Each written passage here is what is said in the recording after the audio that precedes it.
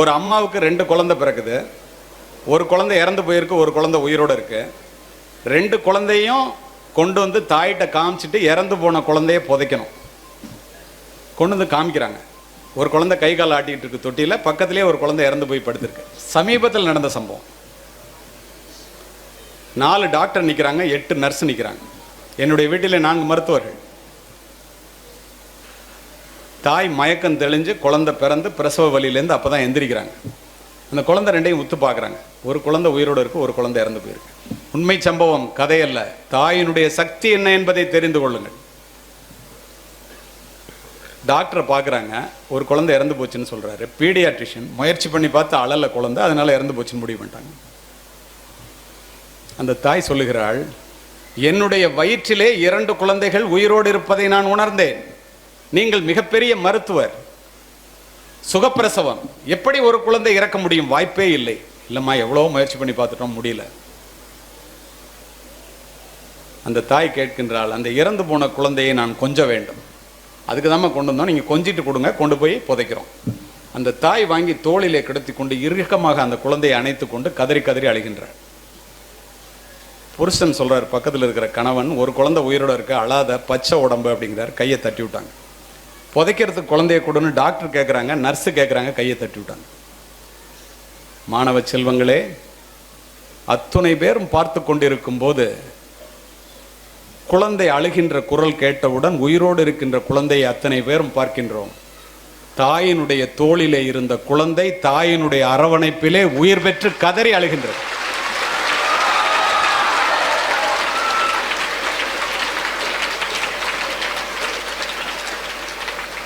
மருத்துவம் தாயினுடைய அன்பிற்கு முன்னால் பொய்த்து போனது.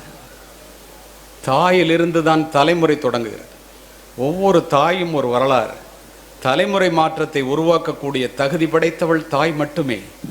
மாதா வயிறறிய வாழா ஒரு நாளும் என்கிறார் வாரியார். மாதாவை ஒரு நாளும் மறக்க வேண்டாம் என்கிறது உலக நீதி. உன் தாயையும் உன் தந்தையையும் கனம் பண்ணுவாயாக என்கிறது பைபிள்.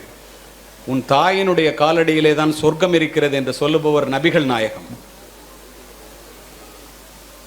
யார் இல்லை என்றால் இந்த உலகத்தில் நீ பிரவேசித்திருக்கவே முடியாதோ, யாரை இழந்து விட்டால் திரும்ப பெற முடியாதோ, அவளுடைய பெயர் தான் தாய் என்று சொல்லுபவர் விவேகானந்தர்.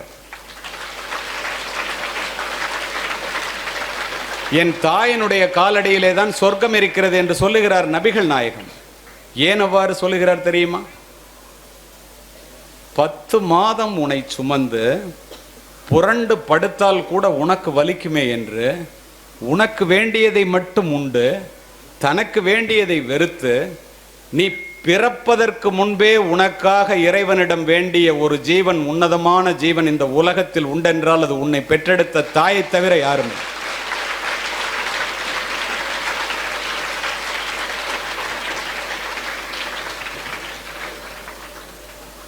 இதை ஏன் சொல்லுகிறேன் தெரியுமா?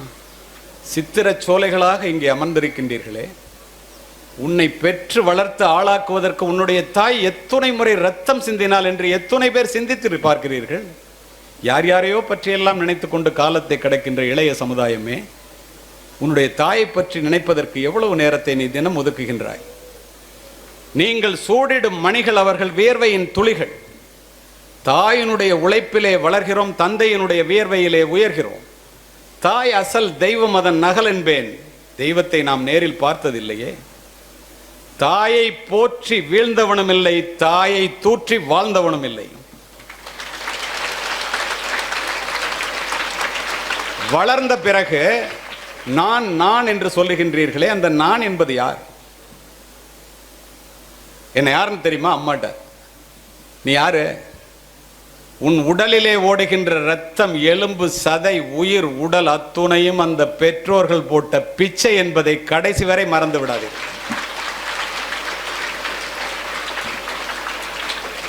ஓலை குடிசையிலே ஒழுகும் மழை நீரை குழந்தை மேல் படாமல் காப்பதற்காக ஒவ்வொரு தாயும் தன்னுடைய உடலை கூடாரமாக்குகிறாள். நீங்கள் நனைந்திருப்பீர்கள் மழை நீரால் அல்ல, தாயினுடைய கண்ணீரால். வீட்டிலே சோறு சூடாக இருந்தால் நீங்கள் சாப்பிடுவீர்கள். சோறு நன்றாக இருந்தால் உங்கள் அப்பாக்கள் சாப்பிடுவார்கள்.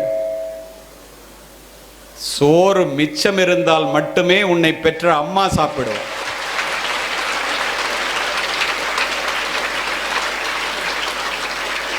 நான் உலகம் முழுவதும் சென்று உரையாற்றுபவன். ஒரு மாதத்திற்கு 2 நாடுகளில் உரையாற்றுவதற்காக பயணிப்பவன். நான் பார்த்தது என்ன தெரியுமா? உலகத்திலேயே தனக்காக சொத்து சேர்க்காத அப்பாவும் தனக்காக சமைக்காத அம்மாவும் இந்தியாவை தவிர எந்த நாட்டிலும் இல்லை.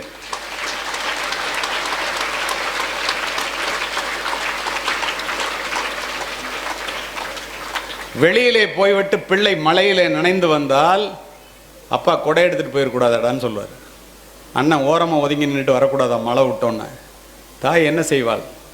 தன் பிள்ளையினுடைய நனைந்த தலையை முந்தானையால் துவட்டி, இந்த பாழாய்ப்போன மழை என் பிள்ளை வெளியிலே போகும்போதா பெய்ய வேண்டும், மழையையே திட்டுவாள்.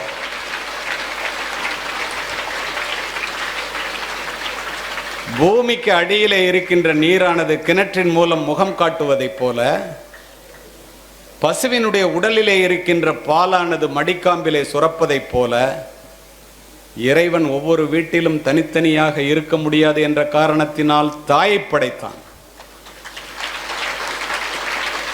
கோடிக்கணக்கான யூதர்களை கொன்று குவித்த ஹிட்லர் 2ஆம் உலகப் போருக்கு பின் தன்னைத்தானே சுட்டுக்கொண்டு தற்கொலை செய்து கொள்ள வேண்டும் என்று நினைத்த போது, மாணவ செல்வங்களே, தன் தாயினுடைய புகைப்படத்தை எடுத்து நெஞ்சிலே வைத்து மார்பிலே தழுவியபடி துப்பாக்கியால் சுட்டுக்கொண்டு இறந்து கிடந்தான். நீ உங்கள் அம்மா அப்பாட்ட போய் கேள, உங்கள் அம்மாட்ட போய் கேளு, போனோன்னு வீட்டுக்கு, அம்மா உனக்கு என்னம்மா வேணும்னு. எனக்கா? நீ நல்லா படித்து பெரிய ஆளானா போதுண்டா கண்ணா, அதை தவிர எனக்கு வேறு ஒன்றும் வேண்டாம் என்று ஒற்றை வார்த்தையிலே முடித்துக் கொள்வார்.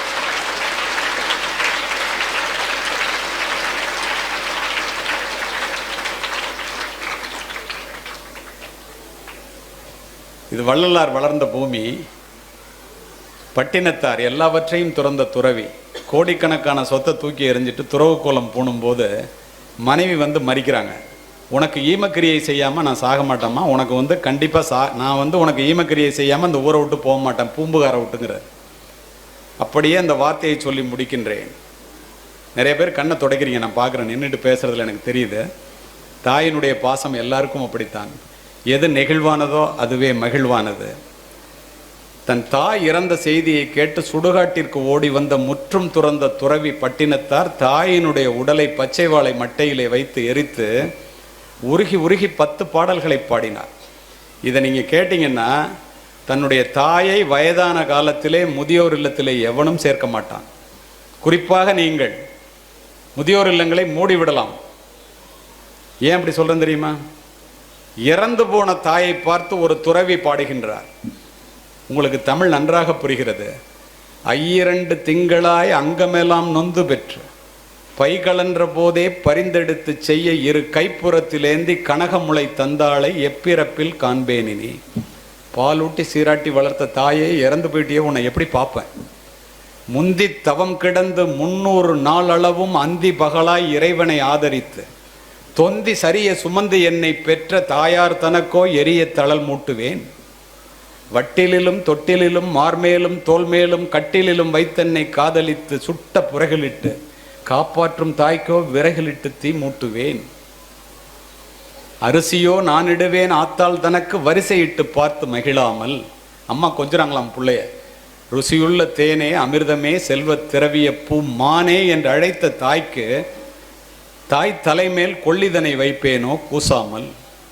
முன்னை இட்டத்தி முப்புறத்திலே பின்னை இட்டத்தி தென்னிலங்கையில் அன்னை இட்டத்தி அடிவயிற்றிலே யானும் இட்டத்தி மூழ்க மூழ்கவேன்னு ஒரு துறவி இறந்து போன தாயை பார்த்து கதறினார் என்றால், உயிரோடு இருக்கின்ற தாயை நீங்கள் எப்படி பார்த்து கொள்ள வேண்டும்?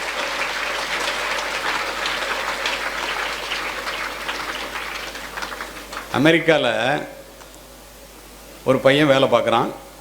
அவனுக்கு வீட்டில் பொண்ணு பார்க்குறாங்க. அம்மா அப்பா டீச்சர். தன்னுடைய வாழ்க்கை பூரா அவனுக்காக ஒப்படைச்சாங்க. அவன் அங்கே இன்னொரு பொண்ணை லவ் பண்ணி கல்யாணம் பண்ணுறான். சொல்லி பார்க்குறாங்க, கேட்கல. தாயிட்ட பேசுறது குறையுது, தாயை பார்க்க வர்றது குறையுது. அப்பா அந்த ஏக்கத்திலே 2 பேரும் ஆசிரியர்கள். அந்த ஏக்கத்திலே படுத்துட்டாங்க. ஒரு புள்ள பார்க்கலையேன்னு. அப்பா இறக்க போகிறாரு, வாடா அப்படின்னு சொல்லி கூப்பிட்றாங்க. வரல. அப்பா இறந்து போயிட்டாரு. துறவி தாயை பார்த்து என்ன பாடுபாடினாருன்னு நம்ம சொன்னல. நிஜ வாழ்க்கை எப்படி இருக்கு பாருங்க. ஏன் இவ்வளோ தூரம் சொல்கிறேன்னு தெரிஞ்சுங்க. இத்துணை மணி நேரம் ஏன் பேசுகிறேன் என்று தெரிந்து கொள்ளுங்கள். ஒரு மாற்றத்தை உருவாக்கியே ஆக வேண்டும் என்ற ஒற்றை சிந்தனையோடு பேசி கொண்டிருக்கின்றேன். அமெரிக்காவிலிருந்து வரமாட்டேங்கிறான். அப்பா இறந்து போகிறாரு. படிக்க வச்ச சித்தப்பா பேசுகிறாரு, அப்பா இறந்து போயிட்டாரா, கொல்லி வைக்கிறதுக்கு வாடா. துறவிகளே வந்து கொல்லி வைக்கிறாங்க. 4 நாள் பாடியை வைங்க வர்றாங்க. 4 நாள் கழிச்சு வர்றான். அப்பா உயிரோட பார்க்கலன்னு அம்மாவுக்கு கோவம், பேசலை, போய் கொல்லி வைக்கிறான். 4 கோடி ரூபா பொறுமானம் உள்ள வீடு. அங்கேருந்து வந்தோன்னே தாய் பேசாமல் இருக்காங்க. அம்மாட்ட சொல்கிறான், நீ இன்னமும் இங்கே தனியாக இருக்க வேண்டாமா, அப்பா இறந்து போயிட்டார். அந்த பேதை மனம், அந்த தாய் நினைக்கின்றால் நம்மளை அமெரிக்காவுக்கு அழைச்சிட்டு போயிடுறான், பிள்ளைகளெல்லாம் பார்க்கலாம், பேர பிள்ளையை பார்க்கலாம், அமெரிக்காவை பார்க்கலான்னு. இவன் சொல்கிறான், 4 கோடி ரூபாய்க்கு வீட்டை விற்றுட்டேன், அதனால நீ வீட்டில் இருக்க முடியாது, உன்னை முதியோர் இல்லத்தில் விட்டுட்டு போகிறேங்க. அந்த தாய், தந்தை இறந்த வீடு, நான் இதிலே இருந்து செத்து போகிறேன்டா, அப்புறம் வீட்டை எடுத்துக்கிடாங்கிறாங்க. கதறுகிறாள், பதறுகிறாள், அழ அழ அப்படியே கொண்டு போய் முதியோர் இல்லத்தில் சேர்த்துட்டு 18 மணி நேரம் விமானத்தில் பயணிக்கிறான். 4 கோடி ரூபா பணத்தை வாங்கிட்டு. இந்த அம்மாவுடைய காசு 50,000 ரூபா முதியோர் இல்லத்துக்கு கட்டிட்டு போகிறான். கதை இல்லை, நிஜம். 18 மணி நேரம் கழிச்சு போய் அமெரிக்காவில் இறங்குது. ஒய்ஃபுக்கும் பிள்ளைங்களுக்கும் தீனியெல்லாம் வாங்கிட்டு போகிறான். காலையில் சாப்பிட உட்காரும்போது ஸ்வீட் வைங்கிறான். இத்துணைக்கும் காரணம் அவனுடைய மனைவி. இவன் போகணும்னு நினச்சப்ப கூட தடுத்தது அவனுடைய மனைவி. அதுக்கப்புறம் இவனே மாறிட்டான். உன் தாய் பசித்திருக்க உன் தாரத்திற்கு ஊட்டாதே ஒருபோதும். புரிந்து கொள்ளுங்கள். இவன் போனோன்னா சாப்பிட உட்காரான், ஸ்வீட் வைங்கிறான். துக்கம் நடந்த வீட்டில் ஸ்வீட் வைக்கக்கூடாதுன்னு அப்போ தான் சொல்கிறான் அந்த மனைவி. துக்கம் முடிஞ்சு 1 மாதம் ஆச்சு, கருமாதி முடிஞ்சு போச்சுங்கிறான். அவள் சொல்கிறா, துக்கம் முடிஞ்சு 24 மணி நேரம் கூட ஆகலை, நீ விமானத்தில் வரும்போதே உங்கள் அம்மா இறந்து போயிட்டாங்க முதியோர் இல்லத்துலங்கிறான். இதுக்காகவா உங்களை படிக்க வைக்கிறாங்க? இதுக்காகவா திங்கிறதுக்கு சோறு கூட இல்லாமல் உங்களெல்லாம் வளர்க்குறாங்க? தயவு செய்து புரிந்து கொள்ளுங்கள். உலகத்திலேயே துயரமான கண்ணீர் தாயினுடைய கண்ணீர். தேடி சோறு நிதந்தின்று பல சின்ன சிறு கதைகள் பேசி மனம்பாடி துன்பமிக உழன்று பிறர் வாட பல செயல்கள் செய்து நரை கூடி கிளப்பருவம் எய்தி கொடும் கூற்றுக்கு இறையென பின் மாயும் பல வேடிக்கை மனிதரைப் போல் நான் வீழ்வேன் என்று நினைத்தாய் எம்பாம் பாரதி. பிறந்தோம், வளர்ந்தோம், 40 மார்க் வாங்கினோம், பாஸ் பண்ணோம், 10,000 ரூபா சம்பளத்துக்கு வேலைக்கு போனோம், கல்யாணம் பண்ணிக்கிட்டோம், வயசாயிடுச்சு, முடி நரைச்சி போச்சு, தோல் சுருங்கி போச்சு, செத்து போயிட்டோம். மிருகங்கள் கூட இதைத்தான் செய்கின்றன. இதற்கு 6 அறிவு தேவையில்லை. பிறப்பு ஒரு சம்பவமாக இருக்கட்டும், இறப்பு ஒரு சரித்திரமாக இருக்க வேண்டும். இந்த 7th டே ஈடன் பள்ளியானது ஆள்போல் தலைத்த அருகுபோல் வேரூன்றி நலமுடனே முன்னேற ஞானமுடன் மாணவர்கள், மாணவிகள், பெற்றோர்கள், ஆசிரியர்கள், நிர்வாகம் அத்தனை பேரும் சிந்திக்க வேண்டும்.